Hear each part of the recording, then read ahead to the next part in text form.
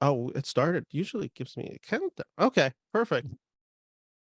Give me 1 second. Let me grab some water. Oh, are you kidding? This cat's gonna be. It's my girlfriend's cat, so they may just climb on me as this episode goes around. Okay, you ready to go down? Go down. Thank you. Hello and welcome to the Betterverse Movie Channel, where today on this show, as we've been talking for the past few days, we are talking the one and only Martin Scorsese. And today we're in the year 1991, and we're talking the film that follows Goodfellas, one of the a film that I have a really weird relationship, which I'll get into, but basically The Simpsons kind of just like destroyed my like being able to appreciate this movie to some degree. But if that hasn't given you the clue, we are talking Cape Fear, which is a remake of a 1962 film starring, I want to say it's the same actor. Oh my God, why am I blanking? This is recording at 8 a.m. brain. Gregory Peck. And joining me today on this episode, I have Danny Jarabek. Did I hit that name right? Did I hit the name right? I'm like Jarabek, but Jarabek. you're right. You're almost there. I was almost there. I was like looking at the chat, and then I looked at it, and I'm like, okay, I'm just gonna say it how I'm reading it. I'm like, nope, that sounds wrong when I read it out loud. Jarabek. You were so close. You almost had it. I know. It was the stumble at the beginning. And I'm like, I can't recover from this. I'm like, I realized I did it wrong, and I'm just like, ugh. But anyway, I've asked guests before how to pronounce their names and then said it completely wrong like 5 minutes later when I introduced them. So I totally get that feeling. yeah. So, Danny, you're joining me today for the Cape Fear episode. This has been a long time in the works for us. I think we've known each other, not like, I mean, like we've never met, but I mean, like we've known of each other for probably a handful of months at the very least. When I was getting guests together, I contacted guest of the show and friend of the show who was on this episode for King of Comedy, Brian Rowe, and he suggested like, hey, reach out to some of these people to try getting it. And you were one of the names on there, so we kind of had that mutual friend, and we're now in the studio or just talking about the one and only Martin Scorsese. Absolutely. I'm excited to be here. It's like you said, long time in the making. Brian Rowe, love him. Been on his show, and he's been on mine as well. So glad I got a recommendation from him. He's a great guy, and certainly glad to be here and talking about, as you said, the GOAT, the one and only Martin Scorsese. I mean, who else can we be talking about this year with what we've got on the horizon from him? Yeah, this is all due to the fact that Killers of the Flower Moon is releasing in what is at this point, we're recording Saturday, August 12th, 8 a.m. PST time. We are in the belief that Killers of the Flower Moon will release in October. Now, if you're reading reports every day in the trades, we're kind of flying like just blind right now in the sense that we're like, everything seems to be scheduled to still be coming out, minus the Challengers movie. I think it's the only major movie that's been delayed right now, the Zendaya one. Everything else seems to be running under the assumption that it's coming out. Hopefully that doesn't change. If you end up hearing this episode in like June of 2024, that explains why. But anyway, with that all said, like, I guess we should just talk about it, Danny. What's your relationship with the guy himself, Martin?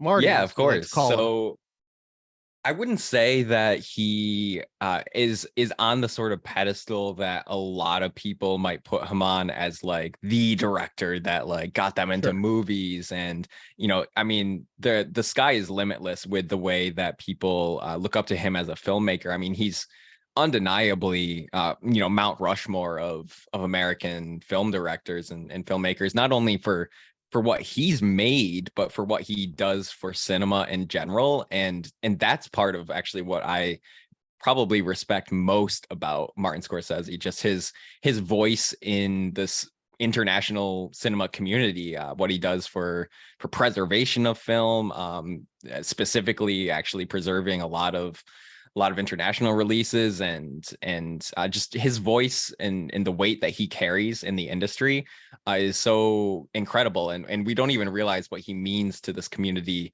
beyond his own films. And so that's actually what I resonate most with Martin Scorsese. But as far as his filmography in particular, it's been sort of a gradual coming with him and me, and in the sense that I've never really done like a deep dive where I was like, oh my god, I'm gonna like marathon some Martin Scorsese. But it's been like I'll check out one here, one there, and all of a sudden you start piling up and you realize you've hit 10 films of his and you're not even halfway through his filmography. It's something where he you can just find yourself like discovering new things because he's got so many films, and all of just I mean, there's always just a consistent level of quality with him that is certainly special from him as a filmmaker. So I wouldn't say he's like necessarily one of my favorites in particular, but I always do enjoy getting to see something new from him that I hadn't before. The thing that's wild for me when I'm watching this series, and am I coming through clear right now? Am Yeah. I Yeah. okay? Just want to make sure my green light on my microphone just like stopped, and I'm like, I hope that's not an issue. But like the thing that like with Cape Fear specifically with me is just like I'll watch his film and I'll kind of just give context. I'm recording the Cape Fear and Kundun episode back to back, so I watch them basically both back to back as well. And the thing that was just like so amazing to me while doing it is I'm like, there is such a brevity. I don't even know if brevity is the right word, but there's such a vastness of genre that he's able to hit where it's just like he makes a movie and then he'll make another movie completely different. And like you actually like look at his filmography because if you're just kind of casual into Martin Scorsese, which is just like you kind of think of him as like a crime director Mhm. primarily, like that's the genre he'll stick in. And then like you actually look at his, I believe it's 26 features, and certainly crime is a big one of a lot of those features, but you also look at it and you're like, the guy kind of does comedy like no other. He does psychological like no other. He also does religious epics literally like nobody else. And just like you go through it and you're just like, oh, there's such a vastness to everything that he does. And there's such a competency. Watching Cape Fear, I was just kind of like astonished by the fact that I'm just like, God, he's doing a psychological thriller the same way like David Fincher would soon do it in 1995 with like Seven, but he's doing it 4 years earlier. That's again not to say that psychological thrillers didn't exist pre 1991, but there is like a style and tone to it that you're just like, oh God, like this is going to be like what itches a nerve in 1995 with Seven and then The Game and then Fight Club and then Fincher's whole filmography. Like Scorsese's already kind of tapped into that. And it's just such a cool thing to experience a director who just kind of has no limits in like just being able to make something where it's just like, oh yeah, I'm gonna tackle a screwball comedy or a dark comedy. Like, oh, I'm gonna tackle this. And Cape Fear is kind of the prime example of like this doesn't necessarily have the hallmarks of a Martin Scorsese movie, and yet it certainly feels like a Martin Scorsese film. Like it's both that. It exists in both paradox to those ideas.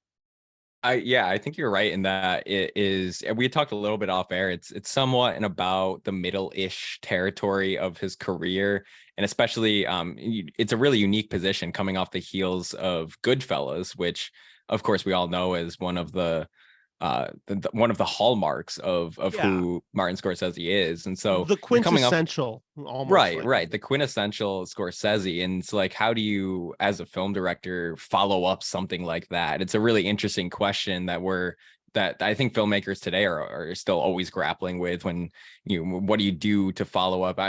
What I've been thinking about right now is, this is a weird comparison, but like Everything Everywhere All at Once was such a just absolute enigma in the fact that it just blew up for the yeah. Daniels, right? And it's like, what do you as the Daniels do next? Like, you have this level of expectation, you have this.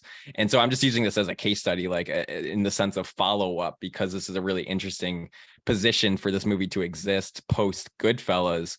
and he had a bigger budget with this one, I believe, stretching somewhere in the like $35 million territory. And so there's a lot of really interesting backstory and history with how this movie came to him as the director too, that I think we can dig into as well. But yeah, I think this is it's a really interesting position in the trajectory of his filmography, trajectory of his career, and I'm certainly interested to dig into that. You just like presented an idea that I then like I started theorizing on with this idea, like because Goodfellas is like probably maybe the most notorious movie to not win Best Picture, like of all time. Like it would be this, or maybe it's Spike Lee not even getting nominated for Do the Right Thing, like Uh-huh. which is kind of crazy that they both happened back to back years. But like with it, I was thinking about it, and it's just like, how does Scorsese's filmography change if in 1990 he wins Best Director and Best Picture for it instead of losing to Kevin Costner for Dances with Wolves? And my theory on it is like maybe like losing Best Picture and Best Director is kind of like the most important and best thing that could have happened to Scorsese's career, because it kind of just meant like the narrative post Goodfellas was like this guy should have an Oscar. He won it, like, he unquestionably made the best film of 1990, and there was kind of this reverence that grew from him in the sense of just, like, now, like, not to say casual fans uh, weren't into Martin Scorsese, like, he was certainly, like, making big hits before this, especially in the 1970s with Taxi Driver, but it was Yeah, certainly, yeah. like Goodfellas was probably the first that really hit the cultural zeitgeist in a way for Scorsese. So then, like, losing it was just kind of like, what is this guy gonna do next? And he also just in that, he kind of had no limits where it was just like, all right, well, we all know now Scorsese is due for an Oscar win, which means like every studio is kind of lining up to work with him. And they're also just like, yeah, do whatever you want. Because if you look at his work post, and it kind of starts with Cape Fear, it's Cape Fear in 1991. It's then uh Age of Innocence in I think 93. Then you have Casino, which if you haven't rewatched Casino recently, like that's a very crazy film. Like that's a very director doing whatever the hell he wants on screen. And then he follows up Casino with Kundun, and then ends the 90s with Bringing Out the Dead with Nicolas Cage and Paul Schrader writing it. And it's just like, this is such a crazy filmography. And I'm Well, wondering if the only, yeah, go for it. well, I was just gonna comment on that because it's when you look at it and you take out, because he does some stuff in between. He always delves into like some documentary work in between some of his projects and stuff like Yeah. that. But if you look at like the feature run he had going back to like, if you start with like 1980 to kind of where we are with Cape Fear, you have Raging Bull, King of Comedy, After Hours, Last Temptation of Christ, Goodfellas, Cape Fear, and then those movies that you mentioned post Cape Fear. I mean, you talk about a run. Holy shit, what a run of movies that is.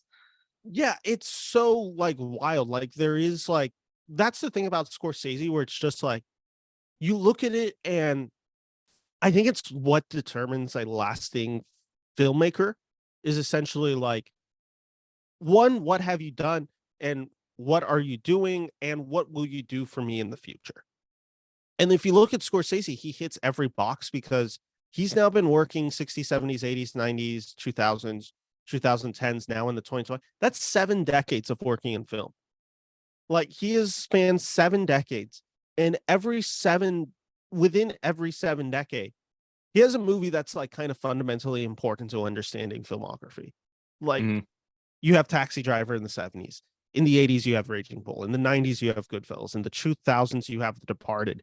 2013, you get Wolf of Wall Street. And we're about to get Killers of the Flower Moon. Like he has like a huge film every decade. And then there's like, and again, I don't know if this theory holds any ground. Like Goodfellas was losing was the best thing that could have ever happened to him.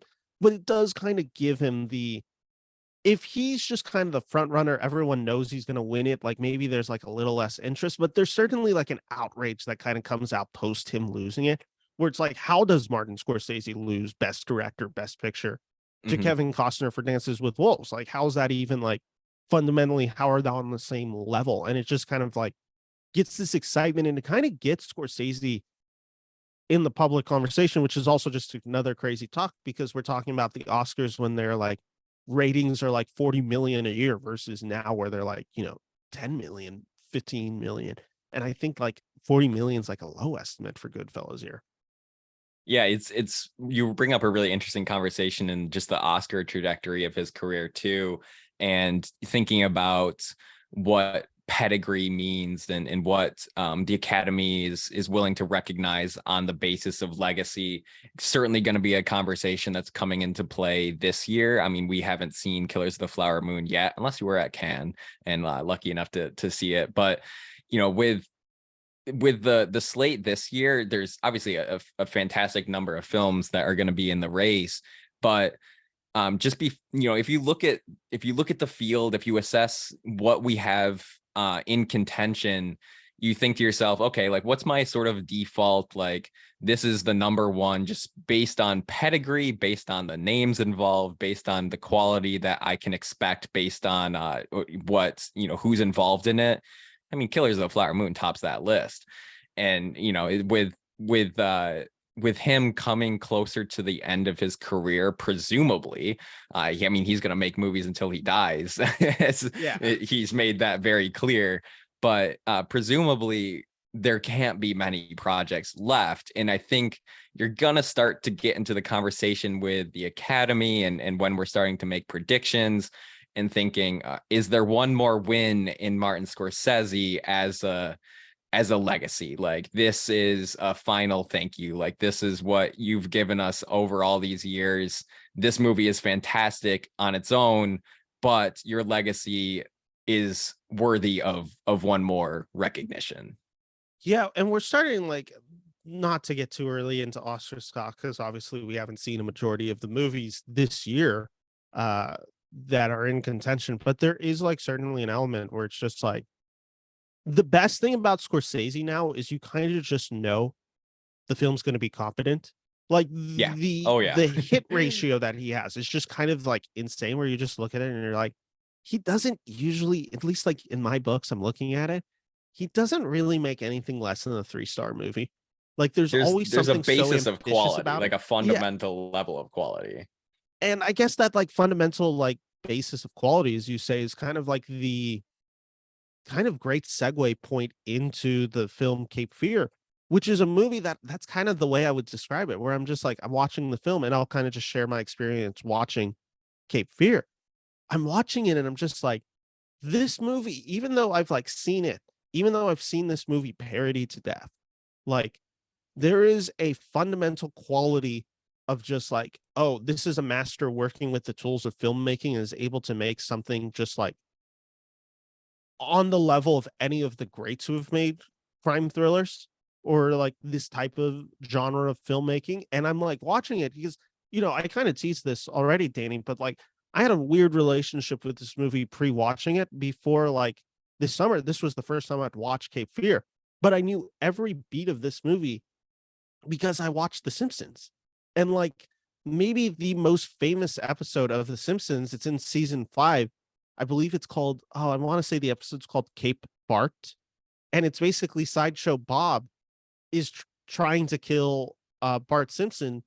And they go through the entire Cape Fear. Like they do the whole thing where Sideshow Bob is on the under the car, where he's stalking him in the house, where he's on the boat at the end, like all this thing. So I knew every beat that was going to happen in this movie, just largely because not every beat, but I mean, like, kind of the big reveal of this movie, which is the third act. Like, I knew everything that was about to happen with it because I've seen this episode so much. So then jumping into Cape Fear, I was just like, I had this weird relationship on watching the movie. I'm just like, oh, I know it's about to happen. So there was like a level of suspense that was kind of taken away from me from it. And then I'm also watching the movie and I'm just like, this third act is kind of like a banger amongst all bangers. Yeah, I have the pleasure of not having seen The Simpsons beforehand, and so the suspense remained with me.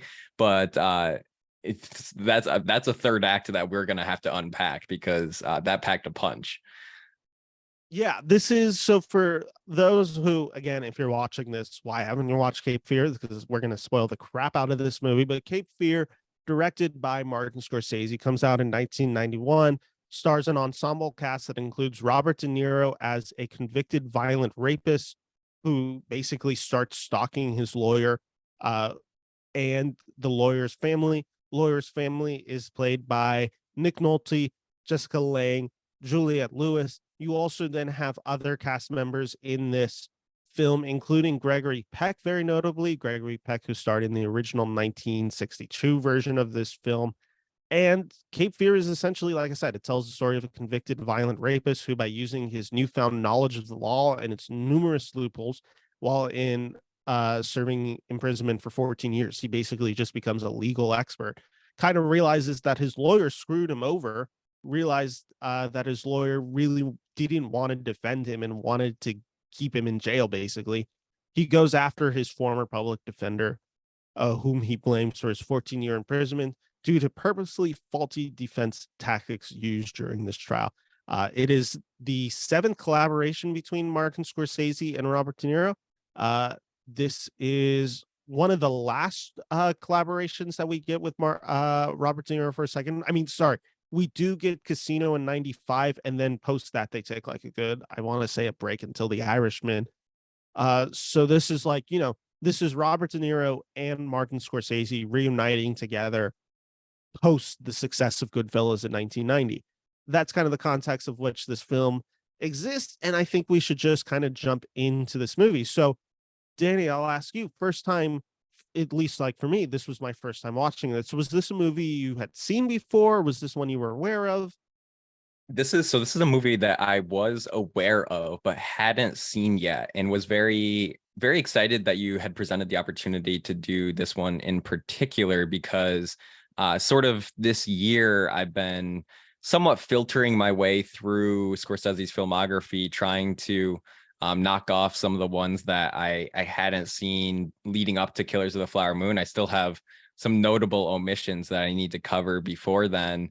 But this was one that I don't think it's one that necessarily is top of mind when someone says Martin Scorsese. You're not like, oh, the Cape Fear director, But like that's what's so wild about him, is that he has so many films, as we already suggested, that are so notable that you could make that call for any number of movies. But this one is one I hadn't seen. I was definitely interested in watching it, checking off another box on the Scorsese filmography for me. And just, I guess, initial thoughts on this, I really, really enjoyed it. This was something that I think it has trademark Scorsese elements to it, showing of violence.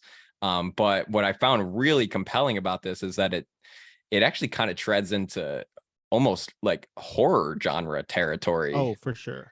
And that's something that I wasn't totally expecting from this, but I really, really enjoyed when it delved into that direction.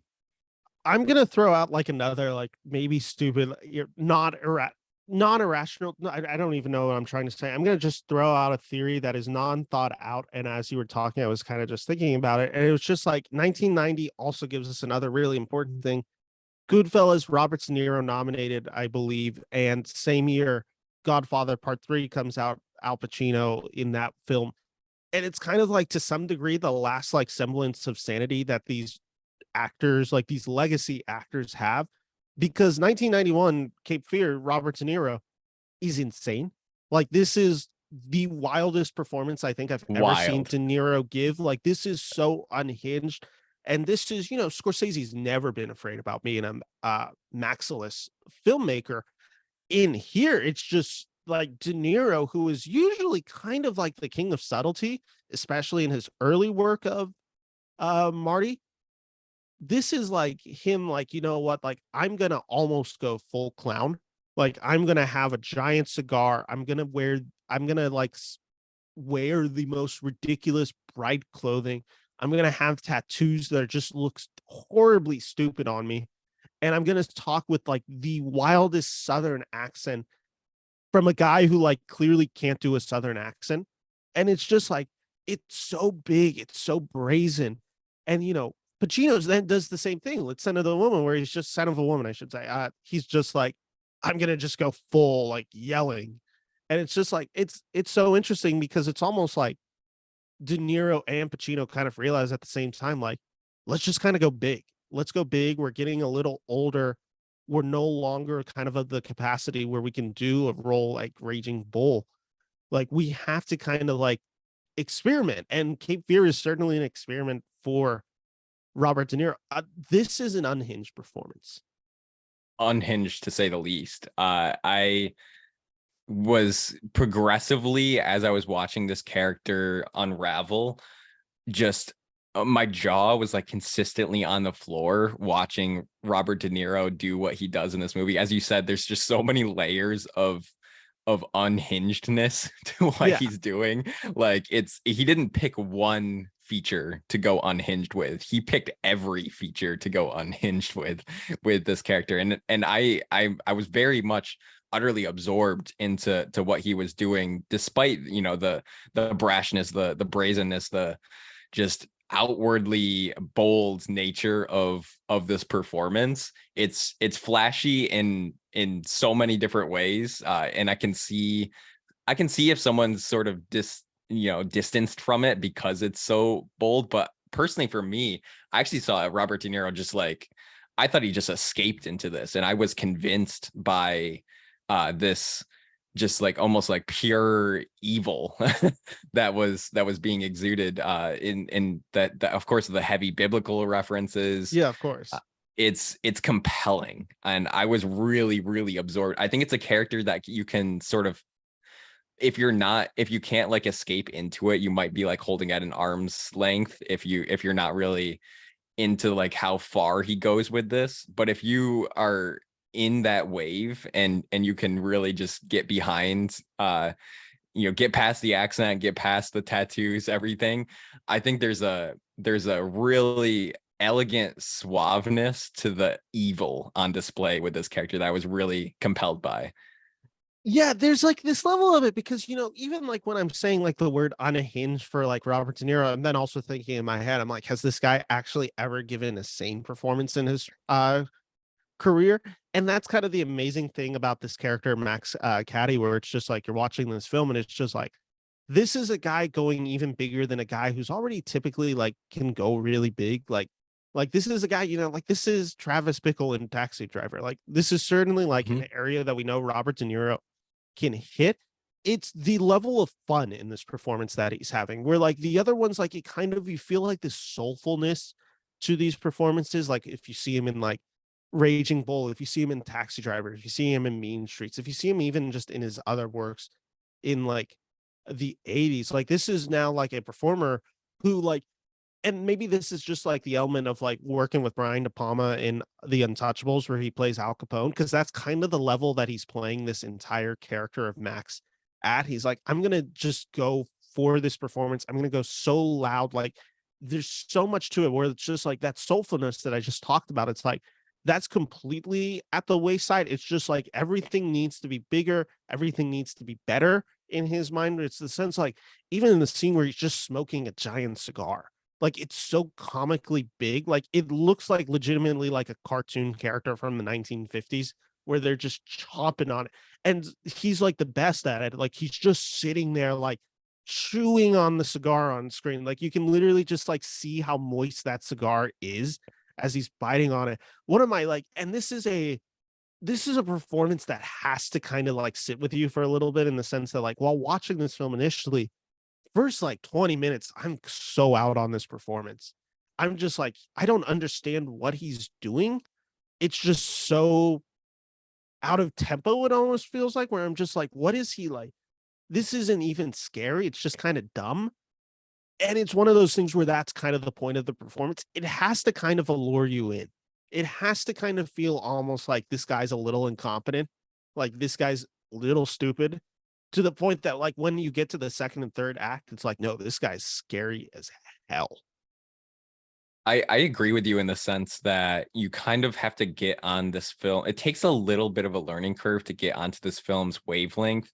I was a little bit jarred in the beginning because it does this like really quick series of vignettes, sort of editing between multiple characters that it's introducing really quickly, and you're like, oh my god, like what is who are these people, what is happening? And it's a little jarring to get into this movie's wavelength, but Yeah. you eventually do settle into it and you understand how these characters are interrelated, how we're going to start to form these conflicts between them.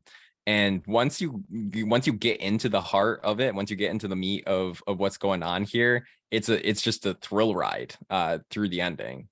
And I love talking about the dynamics of actors. Like you talked about wavelength, and I'm like, one of the most fun things while I'm watching this movie is kind of a wavelength of the sense that like Nick Nolte is kind of aware of the wavelength that Robert De Niro is in this movie. And it's always that like I always like when watching a film, especially when you have like Robert De Niro in it with other co-stars in it, I always kind of put a competition thing in my head when I'm watching them where I'm just like, oh, Nick Nolte's like, is he cool with being out acted in this scene? Like there's certain like a competitiveness to this performance. And it's like the challenge of just like one of them's an infinitely better actor than the other one. That's not to necessarily criticize Nick Nolte's like work. He's like provided us a lot of incredible films as well. But it's just like in watching this movie, like I'm just like, there is a certain element of this movie, and I'd be so curious to ask Scorsese, like, kind of the question of like, when making this movie, did you know that like Nick Nolte was gonna be like kind of annoyed that Robert De Niro was out acting him in every scene? Because there are certain scenes where it's just like Nick Nolte tries to go big with Robert De Niro as well, and like Robert De Niro, literally by design of who Max Cady is and also who Robert De Niro is as an actor, is like kind of like just laughing at him. Like he's just like he has the biggest smile, like laughing at him, almost tormenting him. And it's almost seems to like there's this moment, like specifically where they have this like scene in a parking lot, or actually it's a scene in a parade, I believe is where it is. Mhm. And like they kind of like confront each other and De Niro's just laughing at him. Like it's so like, and you actually see Nick Nolte as the character Sam just kind of get really frustrated and annoyed. And like there's a certainness of that is in the uh that is just kind of in baked with who the character of Sam is and the fact of what's going on in his life. There's also a certainness of it. It's just like you're watching him, you're like kind of watching Nick Nolte get flustered a little bit, I feel like, as an actor. And that's kind of my favorite dynamic of this movie, which is just like Robert De Niro is having fun with the idea of just like, I'm going to go really, really big. And Nick Nolte, who is also an actor never known for his subtlety, is going to try to go really, really big with me. And in that, I'm going to have so much fun with that dynamic and kind of just play with the fact that Nick Nolte's not on my level. I think you bring up a really excellent point with the dynamics between the actors and characters themselves, because I think one of the strongest qualities of this movie, and worth noting here, is the fact that this was a remake of a 1960s film, and so he's playing with an existing character base, something that people may be familiar with, and he does make some notable changes to who these characters are. And so what's really compelling about this iteration of this story in particular is the fact that they're playing heavily into the idea of control Mm. and who holds the control in certain situations, whether that's physical control, whether that's mental control, psychological control. And it's really a warfare of control between these two characters who ultimately make probably a number of series of bad decisions that lose their sense of control over the course of the film. But that sense of control is something that I was really compelled by throughout this, and the sort of back and forth, because you're introduced, the way you're introduced to the characters is one is leaving prison, and one is what is seemingly a pretty well-regarded, wealthy lawyer who has a family, but he also has sort of power within his workplace, where he's sort of has this potentially side relationship with someone in in his office who looks up to him and reveres his position of power. And so you really you establish a sense of control from the beginning, with one is escaping prison, or not escaping prison, but leaving prison, and sort of on a quest to regain control of their lives after being in a 14-year sentence where they had no control. And the other seems to be sort of on top of the world with their sense of control, and in that they have the world at their fingertips. They have power, they have money. And how are we going to begin to deteriorate that and sort of switch roles between who has control between these two characters? I think that psychological warfare, that deterioration of who has power in a situation, and that back and forth of who has power in a situation is something central to this that is really interesting to watch unfold. There's 2 points that I thought of when you were talking about that. The first point of this is kind of just a memory that I'll share with you. Like, so when I'm watching this film, and specifically during the prison sequence where you see Robert De Niro as Max with all the tattoos, he has this giant one on his back, which is a justice scale. He has all these, like, writings on him. And so that day when I saw the movie, I actually ended up getting a tattoo that morning. It was on my right arm, and it's a really big one. Like, compared to, like, I don't have a lot of tattoos. I'll try showing it off right now. It's this film reel Yeah. on there. And, like, I remember getting home and, like, not necessarily feeling satisfied with it right away, where I'm just looking at him like, that thing's huge. Like, this is going to be on my body for the rest of my life. Like, is this going to look bad?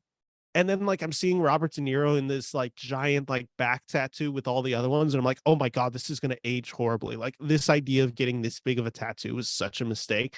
I've now, as time has gone on and it's healed properly, I'm like, oh no, okay, it looks good. But, like, there is, like, this element of just, like, the the I don't want to say that the tattoos are unhinged themselves, but they look so cartoony, and they also look very scary. Like, there is this element of where you're looking at them, you're like, that is completely dumb. And also, the guy who would get these tattoos seems completely unstable. Like, there is something literally about the design choice of it where it's just like, oh my god, like, he got a justice scale on his back that looks horrible, and now he's Well, like that's who he is.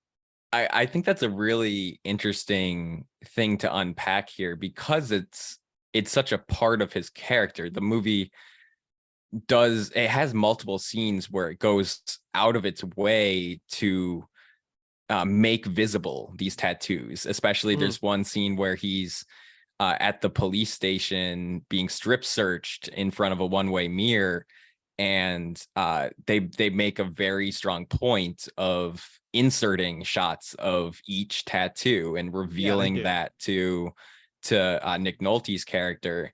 And so I think it's a really interesting part of who he is, because obviously there's a lot of biblical references and terminology and what he's citing on his body there. And also the design of it, I found interesting to see, because it's very clearly not not of professional quality.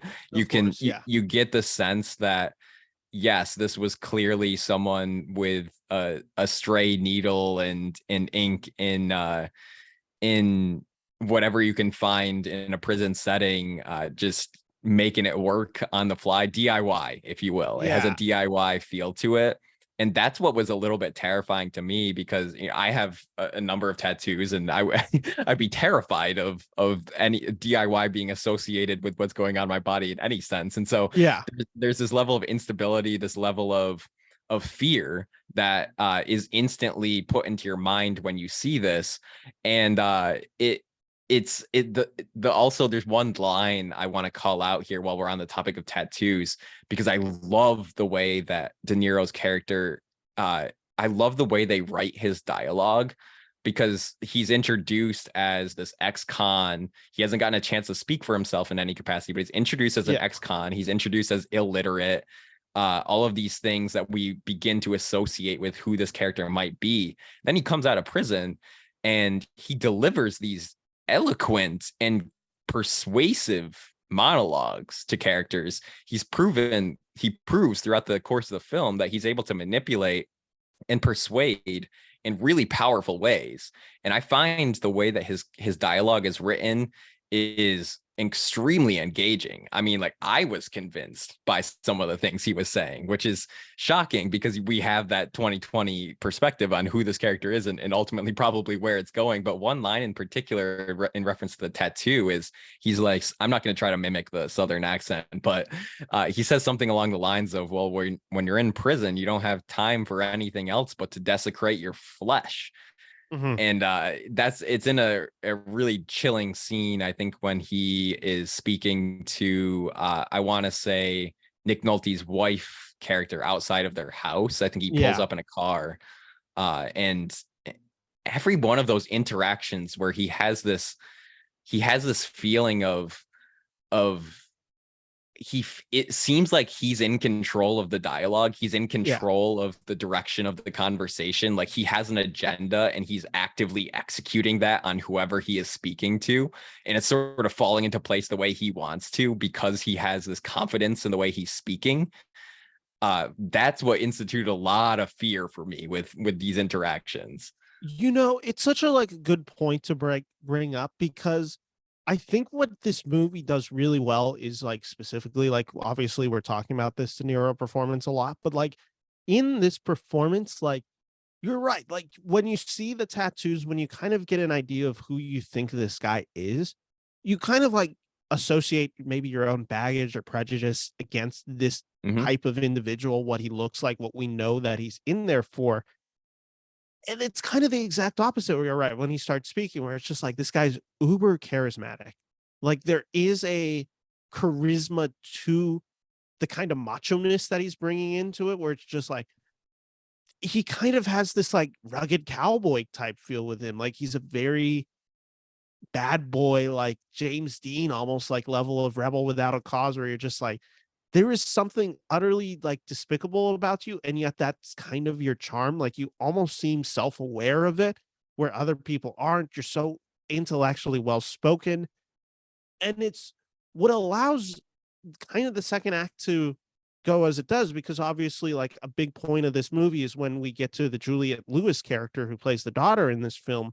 Like, we kind of need to believe that Juliet Lewis would have a conversation with a guy like Max. Like, basically, despite all of her parents' warnings, which in fairness, they don't do great jobs warning her of the danger Yeah. of it.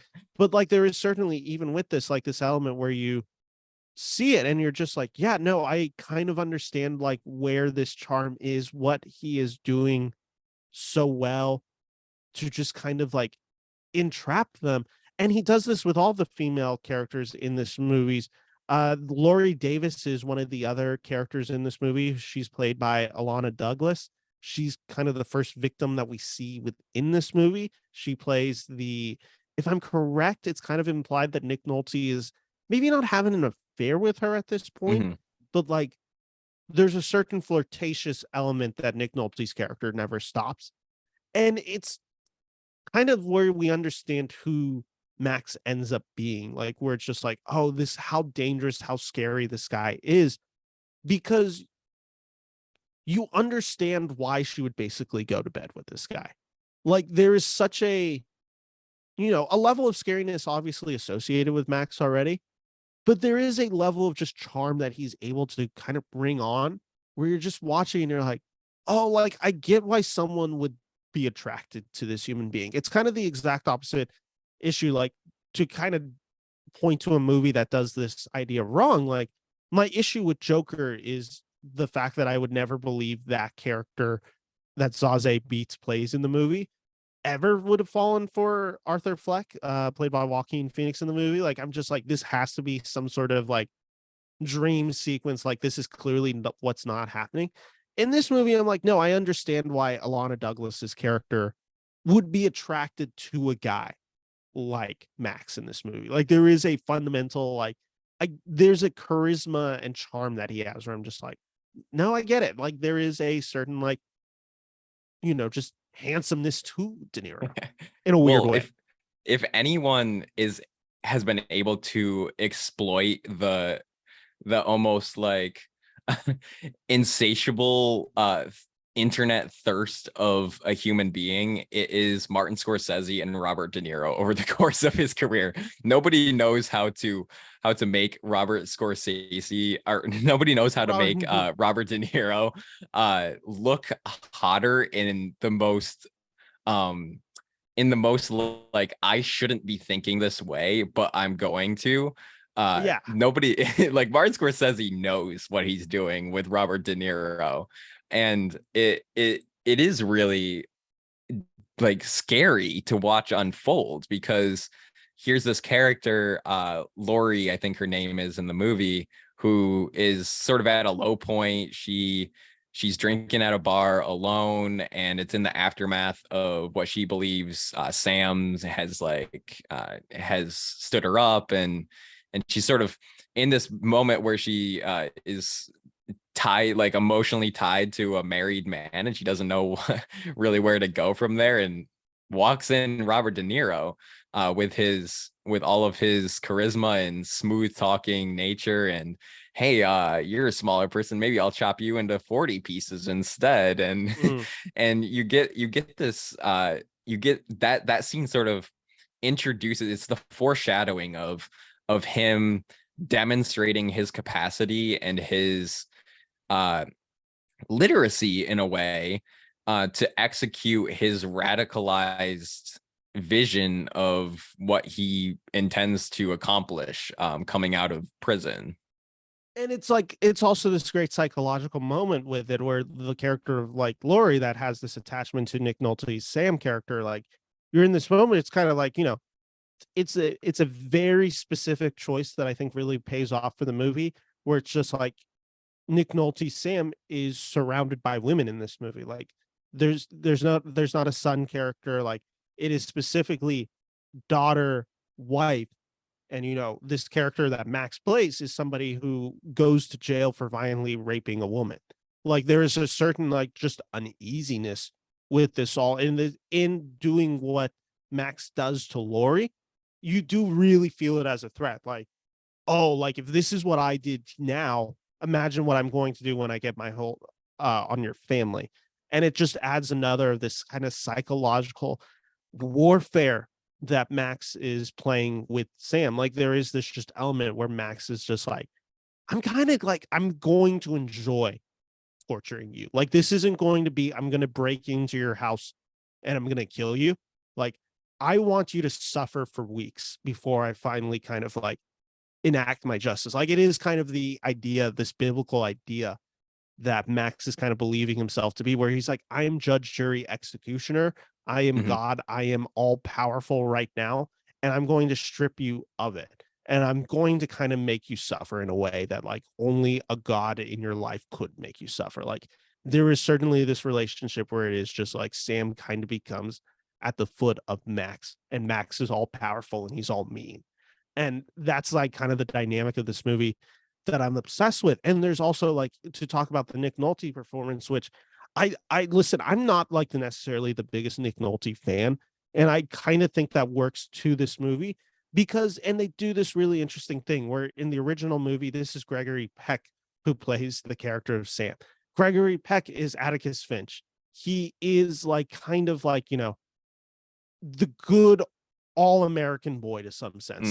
Yeah. Gregory Peck would kind of be like Costner in the 90s. Like he kind of gives that Kevin Costner all-American charming farm boy.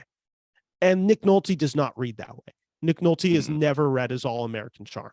Nick Nolte is someone who plays a little crazy, little neurotic, little disgusting, certainly like not a family man. And that all works to the benefit of this movie, where even like the fact of Nick Nolte going up against a guy like Gregory Peck, like we already talked about how the dynamics of Robert De Niro and Nick Nolte, like Gregory Peck is just in this movie for like one scene. It's a really crucial scene. I believe he plays the lawyer who gets Max out again, basically.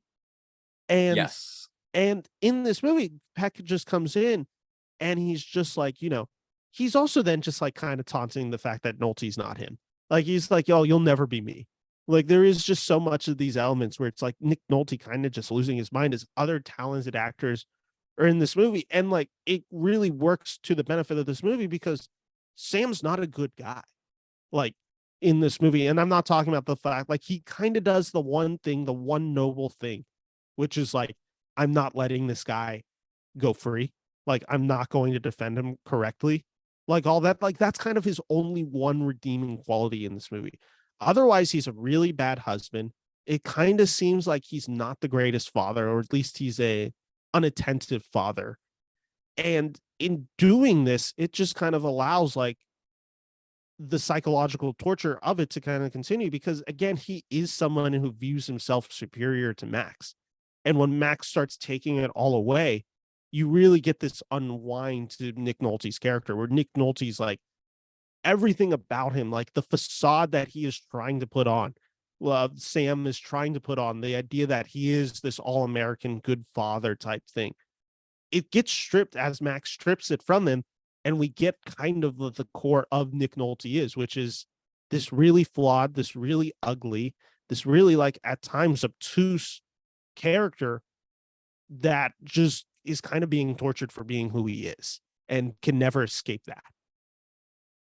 I think you introduced what is the key change between this and the original. It is exactly what you pointed out. In the original, Sam's character is much more morally there's a moral compass with him that presents him as much more of a stand-up civilian.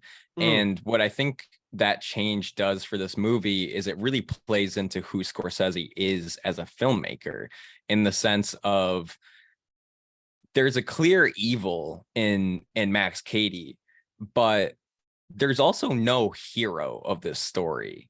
Yeah. Scorsese loves to play with this idea of everyone is actually at this ethical and moral crossroads, and no character is left out of that conversation. Every single character has some sort of moral juggling that they're navigating that doesn't necessarily leave them in the best ethical footprint here either. And it's he's playing with like this idea of the anti-hero and who are we rooting for and that kind of thing. And I think that actually adds a really strong level of depth to Sam's character and that dynamic between him and Max. And important to note here too is I was looking into the history of this movie. At one point, this was actually intended to be directed by Steven Spielberg, which Yeah, I saw that. Yeah, is so fascinating to me, because when you think of the type of movie that you're gonna get between those two directors, obviously two of the most prominent American filmmakers of multiple generations.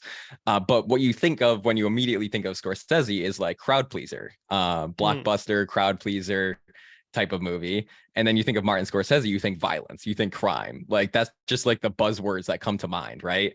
And I don't think this movie would have worked with Steven Spielberg, because there's no way he would have grappled with the violence and as visible as of a way. And two, I don't think he would have delved into the evils of what made Sam Bowden who he was, and how that had implications on the way that Max played the psychological game with him. And that's why I think this really works, is because you have those moral and ethical complications on both sides here.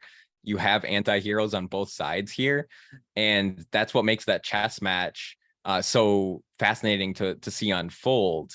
And I'm glad that Scorsese was ultimately the one to direct this, because this feels right for. You just look at those two directors' profiles. This feels like a better fit for Scorsese, and in turn, this actually gave Spielberg the opportunity to do, I think, Schindler's List and Jurassic Park. Yeah. So like it worked out for the best. There is this element where I do wish we had a Spielberg film like this, where I'm just like, what would one of these types of films of this magnitude like look like? What would an uglier serial killer type movie from Mm, Steven Spielberg look like? There is certainly an element of that that interests me.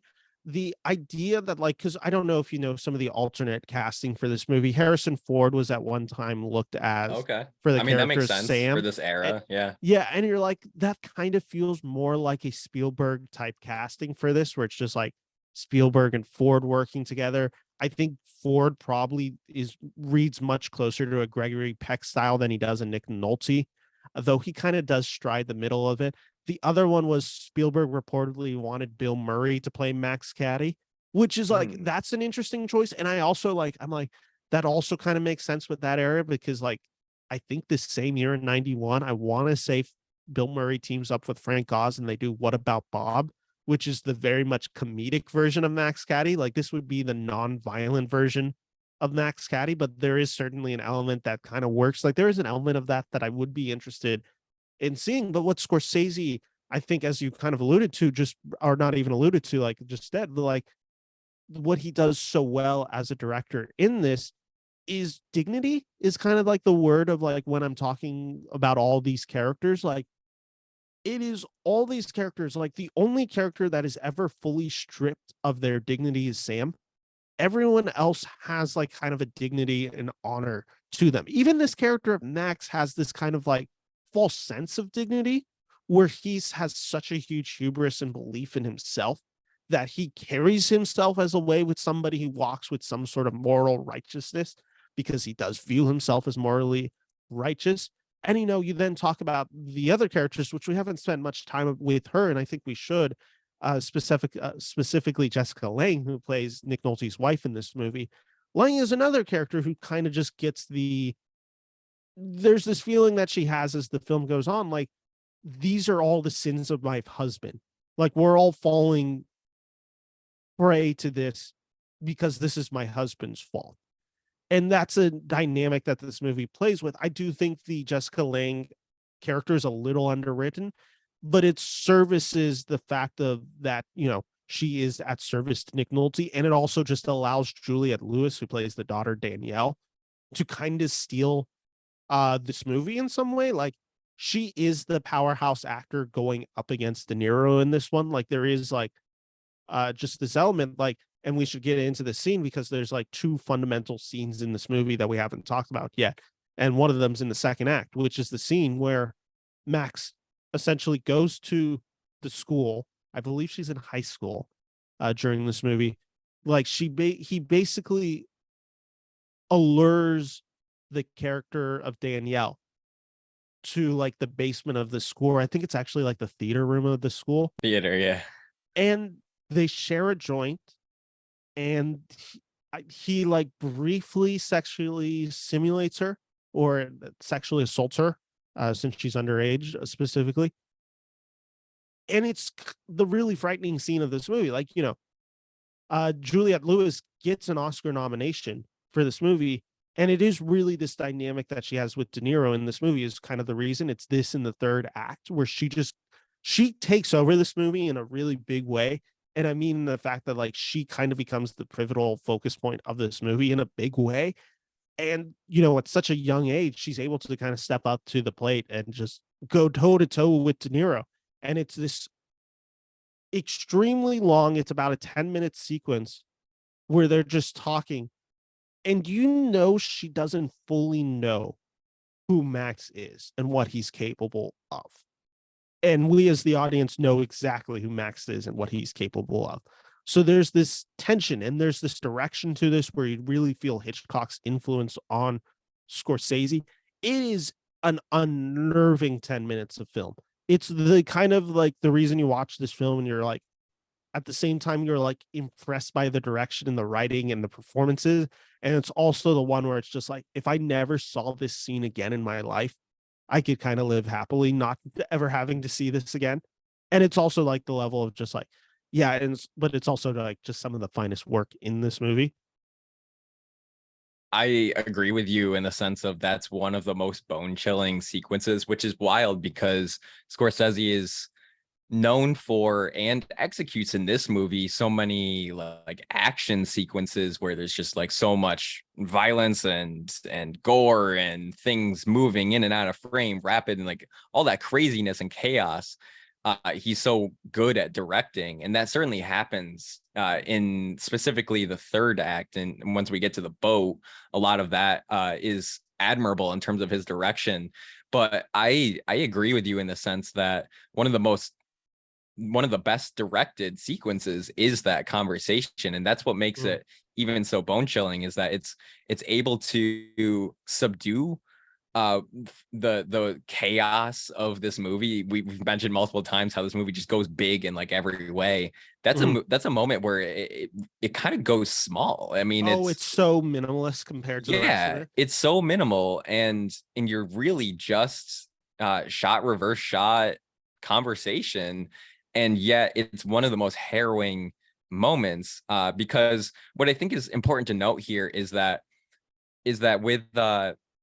with this character of Max, he's clearly, of course, radicalized in his philosophy, but what's really important to note is that he's also incredibly smart in the way that he's going about this, because throughout the first act into the second act, he's evading capture, he's evading like a critical obstacle to his agenda, because he's doing things in a smart way. Like he's not fully trespassing, he's not fully physically harming anyone to the point where they have a case to immediately arrest him and imprison him. He's doing it all in a way that's sort of just like toying with Sam until Sam breaks, and that's when he's able to really to really jump on his plan. And so we've established that he has this intelligent credibility to the way that he's approaching this. He's sort of manipulating them in this master plan level type of way, and that comes to the fore in the way that he approaches Danny in weird to say my own name but the way that he approaches her and the way that he's able to manipulate her into getting her isolated, getting her to a place where he's able to speak to her without Sam there, without her mother there. And I will pose sort of a criticism here. Sure. In the sense of, I think there is a sense throughout the movie, especially in the way he interacts with female characters, where you do buy into his charisma, of course, as we've said, but there's a lot of red flags that the female characters are sort of like underwritten in how they react to. Certainly. And I think there's a valuable criticism to the underwriting sometimes of Scorsese's female characters, where they all, you even mentioned at one point, a lot of what his characters tend to do as female characters are respond to the actions of the male characters, rather than sometimes exerting their own level of agency. And I thought they mentioned that she's 15. They treated her a little bit like she was maybe like 12 or so, like, I understand there's a naivete, but like there were some major red flags that I totally agree. I think this is kind of, and that's why I was kind of more critical on it with the Jessica Lange performance in this movie, where I'm just like, she's a grown adult, she kind of understands what should be going on. Like there's certain elements where she's just not taking the character of Max seriously enough. The reason it works for Juliet Lewis and I don't have necessarily those issues is because, and I think it's a very deliberate choice, is like, at no point do either of the parents really say, like, there is like a naivety that Jesus, I can't believe how bad I pronounce that word, but there is kind of this naiveness to like this character that Juliet Lewis plays, where it's just like they never tell her explicitly, almost because like it almost seems like Nick Nolte's character, and again, it's kind of one of his sins in this movie, if you kind of want to keep in this biblical theme of it, Like, one of his sins is he doesn't seem to want to tell his daughter what Max did. But at the same time, like, you kind of need, it's not even a kind of, like, you need to tell your daughter what he did and why he's a dangerous predator and what he's going to do. Because essentially, in him not telling her, it's what allows her to go down to that basement with him and stay there. Like, it is just solely the idea of like, she is there because her father put her in danger by not telling her anything. And that's why that worked with me. Again, with the Jessica Lange one, I just like, my bother of this movie is watching it is I'm just like, she is an intellectually bright character in this movie. She seems to understand the line of work that her husband does. They have honest conversations about who this character is in Max.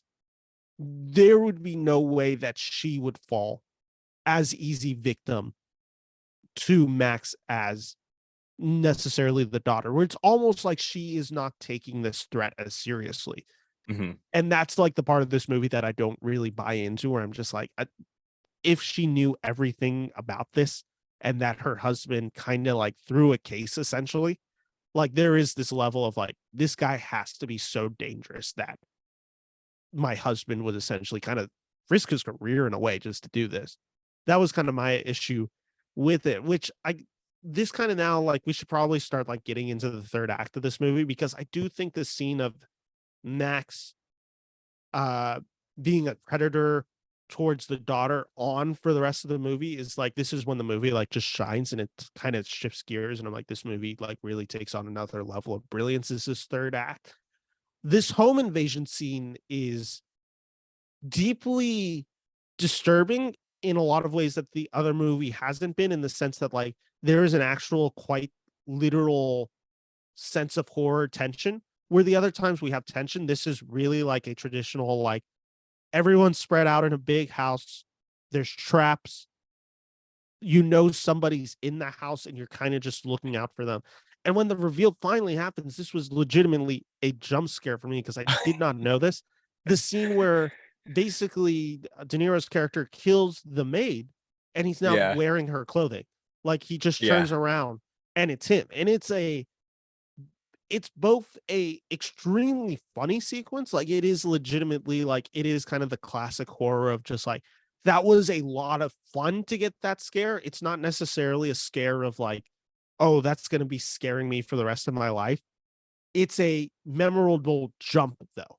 Like, it was such a, I think when it happened, I'm like, oh shit. Like, just like so like discombobulated that that had happened in that moment.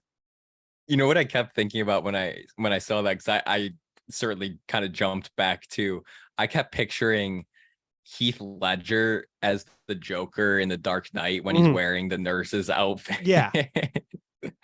That's what I was a picture. I almost to the point where I'm thinking if Nolan was like inspired by that in some capacity. But who's to Yeah. say on that? But like it is a jump scare for sure when he turns around. He's in the full, like, I guess it's a wig, and he's wearing like the pink maid outfit.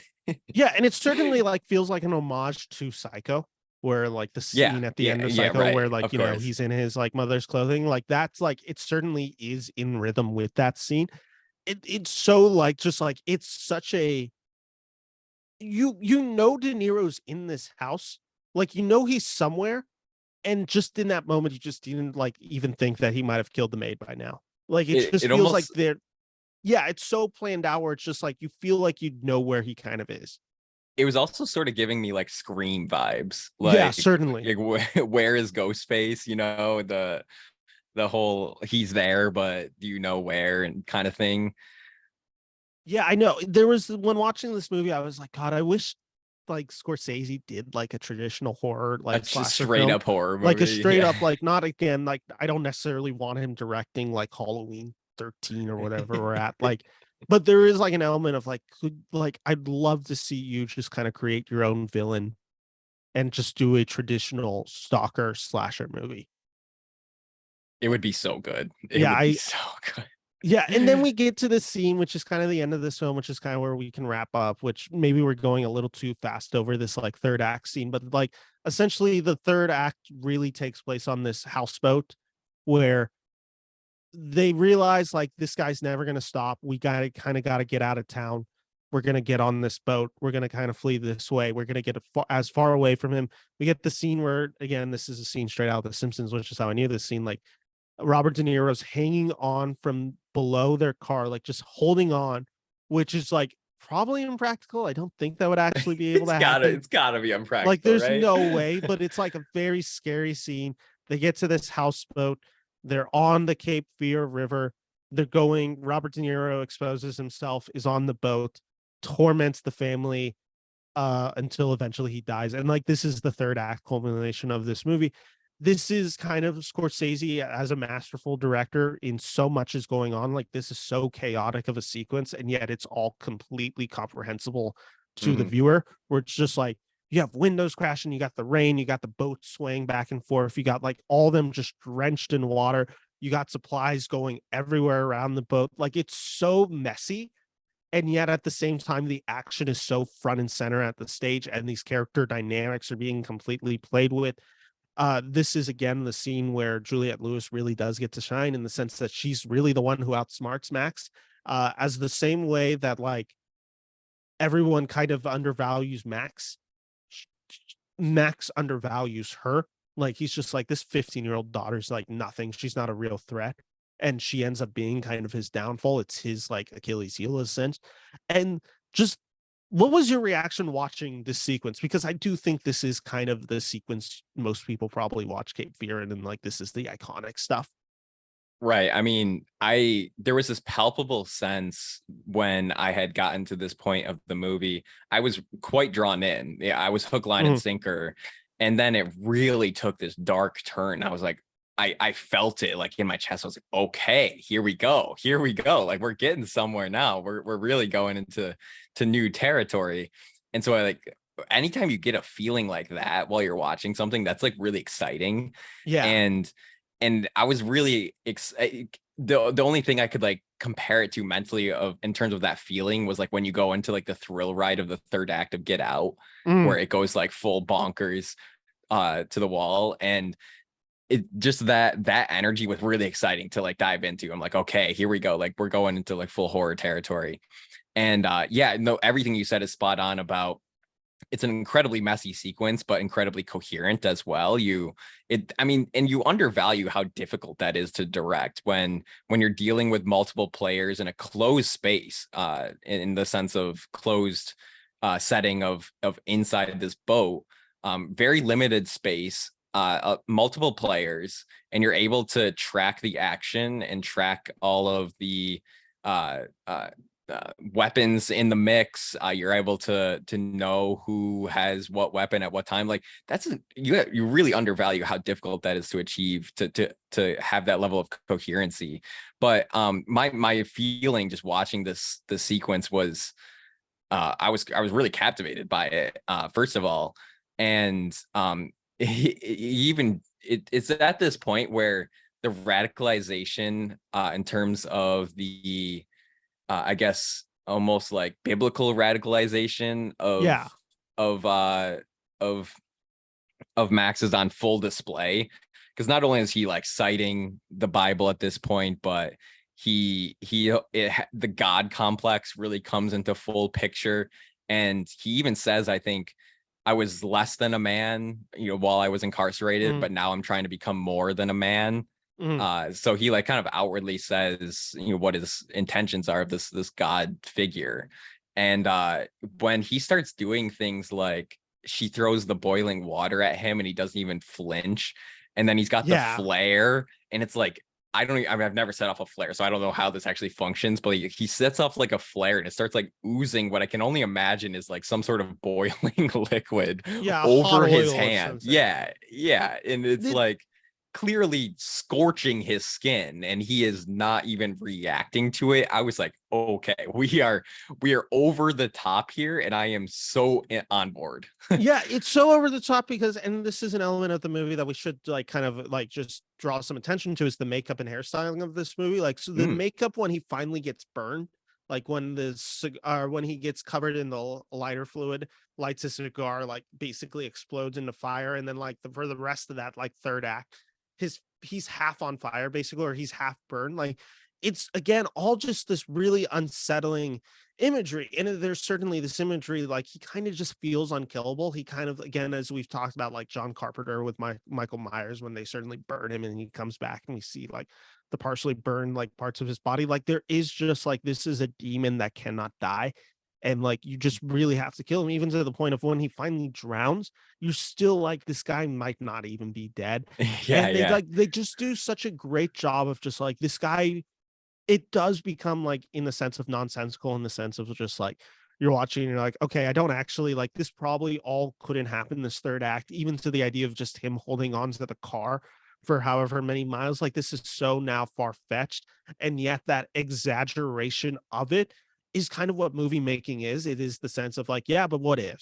Like, what if we like, what if he could do this? Like, how scary would this fucker be? And that kind of ends up being like the answer. And the answer is Robert De Niro is fucking terrifying in this third act. Like this is truly where I'm just like, if I had any reservations on the performance in the first act and maybe even a little the second, the third act is really where you're just like, this guy is as scary as anyone you'll ever see on film. And it's such a dangerous performance. It feels so almost unethical that he's like playing the character, in the sense of like, you're watching and like, you're like, what has this guy done in his life that he could tap into this like right here? Like, and it's such a brazen performance from Nero. It's something that I love that he's willing to do in this is point in his career. It's just like, I want to be Michael Myers. I want to be Freddy Krueger. I want to be horror's icon. And my name's going to be Max Cady. And it's going to be as scary as Michael Myers. It's going to be as scary as Freddy Krueger. It's going to be Jason. Like it's all of that. And I love that energy that he brings into it, because it is such a fun performance by the third act, especially where it's just like, you can kind of feel it. Like this is kind of like Martin Scorsese, De Niro. They're like, we've kind of just made prestige our whole career. Like we've made movies that have bigger meaning. Not to say that Cape Fear doesn't have that, but they're like, we really want to make something full genre here. We want to go full genre horror thriller here, and let's just have as much fun as we can in that. And that's what this third act is. This is a movie that has a $35 million budget and like grosses $200 million. Like this was a huge financial hit for them. And kind of like this and Goodfellas back to back just puts Scorsese on a zeitgeist in the popular culture, where people now know who Scorsese is as a tentpole filmmaker. And then, he falls it out with Casino, and then he's like, I'll make Kundun, and it kind of all just like slips away from there for a hot second. But it is kind of the power of this movie. It is kind of just like, yeah, this is our best doing a genre that he never tackles and never really tackles again, and does it with such exceptionalism. I completely agree on the likening this third act quality of De Niro to these horror icons. Mhm. And one last comment I'll throw out there that I think was pretty clear, just given Scorsese and his library of references, was when this character is moving down the river, lake, or whatever it is, and he's handcuffed to his ankle to this structure of the boat, and he's really got no escape, right? He kind of accepts his fate at that point, but he does it in like he tries to like frame it as like he's a martyr of some greater Mhm. cause, like what he's saying to himself, and he Yeah, sort of he's like singing on fades. Jordan Stormy Banks, I Yeah, stand. yeah. That holy shit too. That gibberish that he was spewing while Mm. he was going down was terrifying. But then like as he's going down, he's sort of slowly sinking, and it goes to this like close up of his head, like just kind of slowly going under the water. And Yeah, I was like, under oh, that's straight apocalypse now, right there. it is. Like Oh, totally. Like there is, and I think it's the one of the best things with Scorsese, and I'll kind of use this as my wrapping up point for Cape Fear. Like there is this, to be on the level of filmmaking that Scorsese is, and you very much alluded to this earlier with his international work. Like this is a guy who studies the masters. This is like a guy who has a famous quote about the idea of like, the way I learned to make film is by I studied the old masters.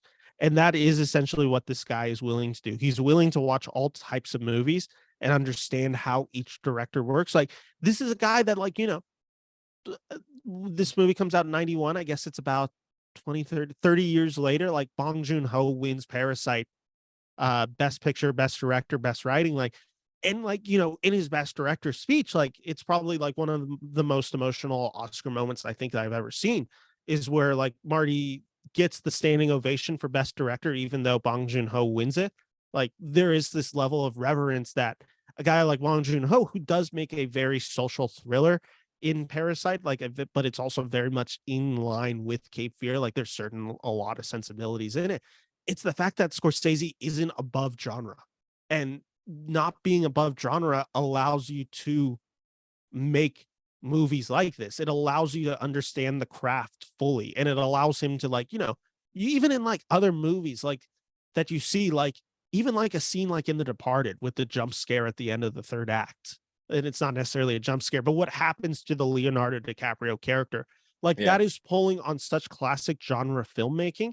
And it is just like this thing where it's just like the reason Scorsese is so good at this is because he's watched 1,000 other films like Cape Fear, and he's understood what made thriller horror the way it is. And it's his best quality, that he's a lover of film, and he brings that love of film into a directing, and he just so happens to be an incredible director because of that all.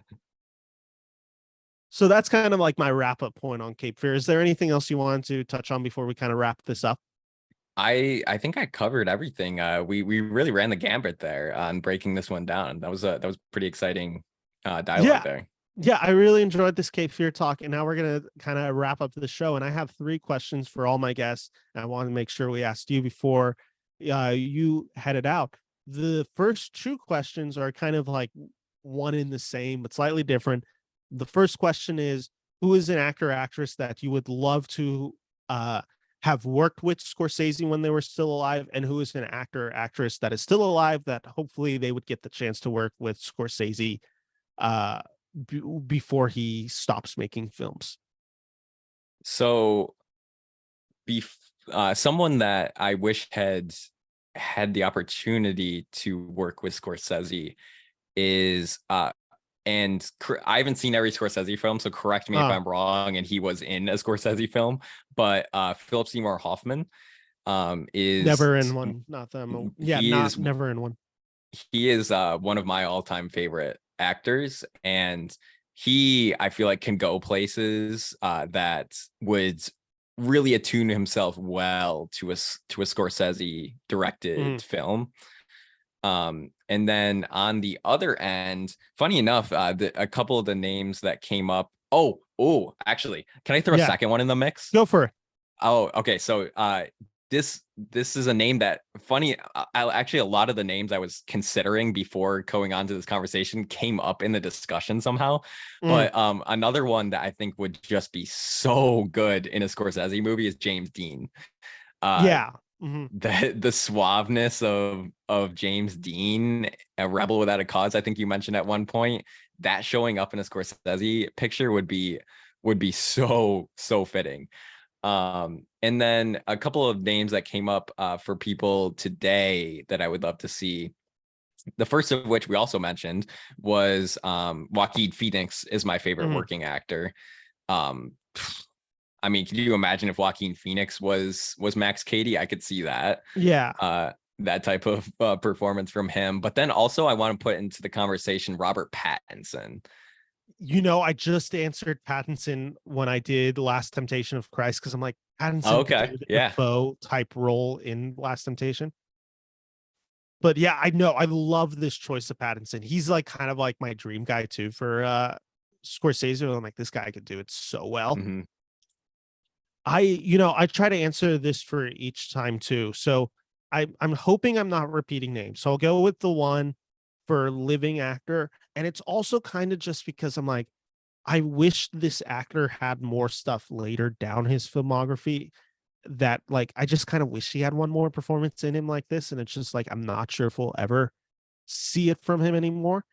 I would love Harrison Ford to be in a Scorsese film, like truly get to be probably at this point supporting character in a Scorsese film. But like there's this element of just like, and that's not to necessarily degrade the last like 10-15 years of Harrison Ford's work. Like I think he's quite good in films like Force Awakens or like Blade Runner 2049, or even like his new return to Indiana Jones. But there is certainly an element of like, I'd love to see this guy play it so new, like so fresh, and kind of do his own thing that he wants to do, and like kind of just not be the baggage of Harrison Ford. And I think the only director who like really is alive that could really do that with him is a guy like Scorsese, where it's just like it becomes a Scorsese Harrison Ford production, unless because like, even in, like when he reunites, if he reunites with a guy like Spielberg, like there's so much shared baggage between those two, with the fact that like Indiana Jones and like, Spielberg's not involved in Star Wars, but certainly a collaborator of Lucas. Like Scorsese is one of the ones who like kind of just has like a fresh slate. So I'd love to see those two work together. In terms of actor that I would have loved to see them work together, I'm always interested in this idea of comedians working with like directors like this. And the one guy that I couldn't get out of my head was where I'm just like, I he's such an intense comedic actor, and it's kind of his best quality. And I would have loved to, and maybe it's not even Cape Fear would be the movie he'd be in, but I would have loved to have seen Gene Wilder get a shot with like Ooh. a Scorsese type. Like there is such a intensity to his physical presence that that allows films like Young Frankenstein, that allows films like Willy Wonka to work as well as they do. Like I said, that would just be kind of a dream one for me, where it's just like Gene Wilder could kind of like do any type of performance. It just seemed like he was kind of like he's always going to be in comedy movies. I would have loved to see him have been like in a Scorsese role. Like he just fits that kind of mold to me. I think those are excellent choices. I would Thank have you. loved to see those as well. And now let's kind of do it. I've been teasing it. I'm not revealing mine until I do the Irishman episode with Keith Phipps. But what is your top five Scorsese? Yeah, so definitely noting that I still do have some Scorsese omissions that Sure. I need to cross off before I get to any sort of final list with him. I've seen 10 of his movies now at this point, Mhm. which feels like a lot, but also feels like it's still less than half Yeah. of his filmography. But my number five, I've been debating this throughout this conversation. I'm leaning toward putting Cape Fear at number five, Okay. I like that. which if I put it there, it will have displaced The Wolf of Wall Street at number Okay. five. Tough break. I Um, love that movie. yeah, yeah, fair. I think that's partially because I just haven't seen that movie in a number of years at this Mm. point. It's been quite a while since I watched it. But Yeah. at four, I'm going Goodfellas, Yeah. quintessential. Maybe a little. Some people would say low, but going four there. Three, his award winner, The Departed. Yeah. The Departed. What else is there to say about The Departed? Of course. And then the top two for me are in another echelon. Yeah. Personally, I don't think they're. I'm not going to argue if people argue against them being his best films, Mm. but they're the ones that I have enjoyed personally the most by Uh, far. And that's number two is After Hours. yeah. I love After Hours. Love After Hours. I love a good like one day film, like Mm. takes place over the course of one night or whatever. And this one just has so much anxiety embedded into it. Yeah. It's fantastic. And then you're not gonna see this one coming. This is my hot take, because it's just I'm so personally connected to it that it will forever and always be my number one. Yeah, maybe I shouldn't say that before Killers of the Flower Moon, but like it has such an intense like personal connection to me. It's a movie Sure. that I originally saw with my mom when it came out in theater. I read the source material growing up and was a huge fan of the book. Hugo is my number one Scorsese. Okay. Okay. I really like that pick. This is Hugo is like kind of the underrated one in his filmography, in the sense that it's just like it kind of comes out between so much, but Hugo's, and yeah, no, I really like that pick. So what is that? So it's Hugo number one, After Hours number two, number three was did you Departed. say The Departed, Goodfellas, and then Cape Fear? Yep, that's what I'm going for Perfect. now. Yep. Perfect. Danny, before you leave, I just wanted to give you a second to plug yourself, tell the people where they can find you.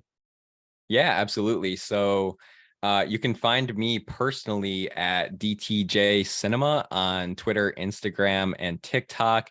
You can also find my own show that I host on a weekly basis at The Rolling Tape. We are on all podcasting platforms. You can also find us at www.therollingtape.com, where we host our podcast as well as our written publications. And we have tons of content coming the rest of the year. So a lot of exciting things there. So check us out. Danny, thank you so much for joining me on this episode of Cape Fear. We will be back with the next movie in his filmography is The Age of Innocence, and booked for that episode is no one at this moment. So I'll have to I'm still searching for a few more guests. Age of Innocence is one of them. We'll be back soon with The Age of Innocence. Danny, thank you for joining me so much. And thank you all for listening to this show. I'm Ben Friedman here from the Beneverse Movie Channel, talking Scorsese at this moment. Thank you all so much for watching. Take care and bye-bye. Hit stop recording. How do I stop recording?